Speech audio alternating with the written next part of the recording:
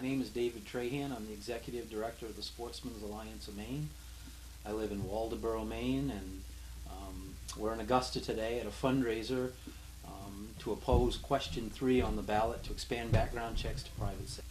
To give you an idea of what Question 3 does, for you folks out there, and I know there's many that support expanding background checks to firearms, Question 3 does far more than that. It's only a small part of Question 3.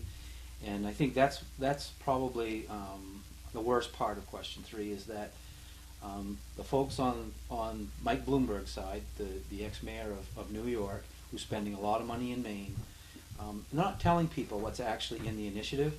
They're going around telling people that we need to expand background checks to stop bad people from getting guns, but our organization sees it the opposite. The initiative is written in a way to stop good people from using guns, and I'll get to that in just a minute. First of all, what Mr. Bloomberg does in this initiative is his lawyers have redefined the term transfer. Right now, when a background check is required, it's for the sale or transfer of firearms, and for all purposes up till now, that has meant when ownership of a firearm changes, when the title of a firearm changes. Well, Mr. Bloomberg's lawyers have redefined that to be to furnish, provide, lend, or loan a firearm. And what that does is it expands a requirement for a background check to every situation in which a firearm is used in the outdoors, or recreationally shooting in the backyard, or friends going to the skeet range to shoot skeet. And what it requires is, excuse me, if you want to let your friend borrow a firearm to go skeet shooting or hunting, if you're not with them that day when you're loaning the firearm, you can no longer just say, hey, bring this back in a week. You have to go to an FFL dealer, a federally licensed firearm dealer. You have to have a background check of your friend. At that time, your friend, for all legal purposes, appears to be the owner of the firearm. So you really either have to trust your friend, or you should have a formal loan agreement to get your gun back. All right, so your friend takes the gun and is borrowing it for, say, 2 weeks. When he wants to return your gun, he has to have another background check on you, the owner of the firearm, to get it back. That's considered a transfer. So in each case, it's going to cost either $30 or $50 to do the transfer. So for you to loan your firearm to a friend you might have known your whole life, it's going to cost you probably $60 to $100 to do that. It's going to be an aggravation of going to a dealer twice, and then you're going to have to worry if you've done something wrong. Not all firearm transfers are allowed by the FBI, and that's who conducts the checks. Sometimes they're delayed. When the FBI says a firearm transfer is not allowed, then it can be for anything. It can just be for your name sounds like somebody else's or whatever. But that's going to cause all kinds of problems for people. It's going to create thousands upon thousands of new background checks at an incredible expense. And what I would tell your listeners is, and your viewers, is that what does that achieve? What it does, really, it doesn't make it any safer, because bad people can get guns anytime they want. They can buy them illegally, they can steal them. All this does is it puts up a barrier to people using firearms illegally.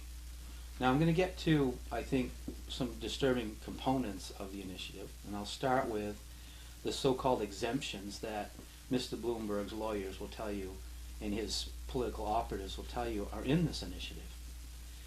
Excuse me. The exemptions are so narrow and so difficult to abide by, they're useless. And I'll start with several, and I think you'll understand when I explain them. There's an exemption for self-defense. Except what they don't tell you is, for me to loan, say, a friend who might be a victim of domestic violence, or someone who's afraid of a stalker, they call me up, for instance, and say, hey, look, I'm afraid for my life, I've been threatened, can I borrow a gun? Under this law, if it passes, you cannot loan your firearm in that circumstance. The only exemption for self-defense is when there's an actual act of violence going on. So, for instance, if a young lady is running around the parking lot and her ex-boyfriend is chasing her with a hatchet, You can give her a firearm to defend herself. But as soon as he leaves, she has to give it back. Or if it's just a threat, you can't let her borrow it. So it makes it more dangerous for the victims. If anybody out there that's watching, when have you ever had anybody telegraph when they're going to assault someone? It doesn't happen. It happens when it happens. And what's more important is for that individual to have a firearm to defend themselves. All right, the next exemption. There's an exemption for a shooting range. But what they don't tell you is it has to be a municipally recognized or a certified range in order for you to borrow a firearm. So if you want to go out on private property with your friends, sight in your guns for the season to go deer hunting, let's say, you're not exempt. You have to if you're going to transfer a firearm to a friend while you're target practicing or shooting skeet, for instance, you have to go have a background check unless you're at a certified range. Why that's a problem? I represent, as the executive director of SAM, about 10,000 sportsmen and women. Many of them are instructors, and they teach new people how to hunt, how to shoot safely. In those situations where we're mentoring new hunters, people who've never used a firearm, in order to let them borrow a firearm, which can be very expensive, in order to safely learn how to shoot, we have to get a background check. Or that individual has to go buy a gun just to find out if they want to shoot a gun. And in those circumstances, we don't think that's reasonable. The third exemption, supposedly, is for hunting. Except the way it reads is, in order to borrow a firearm for hunting, you have to always be in a legal hunting area, you have to be with the person that you're borrowing the gun from, and you have to return it immediately. The problem with that is, and all the other exemptions, is if you try to use an exemption and you violate one of them, the first offense is a Class D crime, punishable by up to a year in jail, a $2,000 fine. A second offense of borrowing a firearm and being in a non-hunting area is a Class C crime, which is punishable by 5 years in jail and a $5,000 fine. But also, worse than that is you can lose your firearm rights forever, so you can never own another firearm. Now let me give you an example of a potential crime. Right now it's illegal to hunt within 300 feet of a dwelling, and that includes outbuildings, let's say a farm. Within 300 feet it is illegal to hunt. Okay, so you're all done hunting, you empty your gun, you're not hunting, and you're borrowing a firearm from a friend.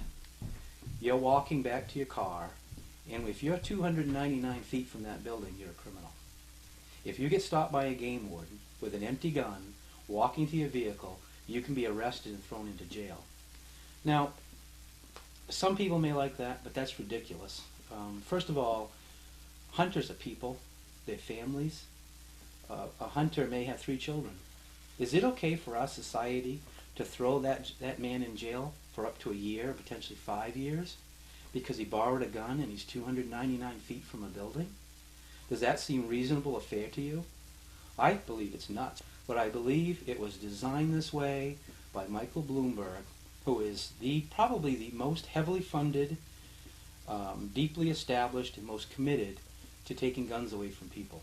He has said so. He has said he will spend his wealth all around the nation to what he called outmuscle the NRA and gun owners. To me, that is a man who's on a mission.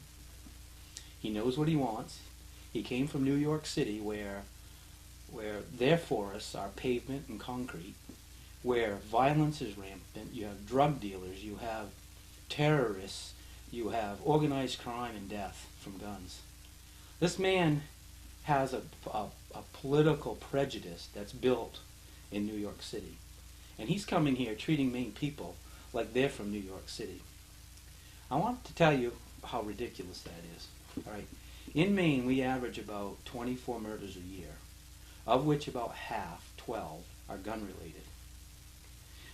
Chicago this year, or not through the year yet, there's 450 killings in Chicago. What happens in Maine is a bad weekend in Chicago. If Michael Bloomberg wants to save lives, he should go to the city of Chicago and spend his money there, not in the state of Maine. So I guess I want to sum up what this initiative is. First of all, it's passed in Oregon, it's passed in Washington State, and it's now being proposed in Maine. It is not background checks as most people understand them to be. What it is a redefining of what a background check is, to go out and micromanage the way honest people use guns. The people that I represent are the volunteers who become firearm instructors, who go out and work with kids every day to make sure that they know how to use firearms safely. Hunters who abide by the law, who are out there doing a recreational activity to help manage our wildlife. That's who I represent. And those are the individuals that are hit the hardest by this initiative, not the criminals. This isn't targeted at the criminals. It's targeted at the people who make up the community that uses firearms and uses them legally. And that's why we're opposed to it. And that's why I would encourage all the people who are watching this to get educated, learn about the initiative. Everything I said here, if you do your research, you'll find is true. And I hope that you'll vote against question 3. There is one last thing that I'd like to bring up, and that is the abuse of our referendum system. In recent years, we saw it a few years ago with the Humane Society coming in to try to ban bear hunting. They were from Washington, D.C., and they have a lot of money. We've been seeing this trend for groups that can't promote their agendas nationally to come to Maine and use our referendum system. For instance, in this latest referendum, Michael Bloomberg hired Fieldworks out of Washington. It's a petition group. Paid him almost $600,000 to come in here with paid signature collectors and qualify for our ballot.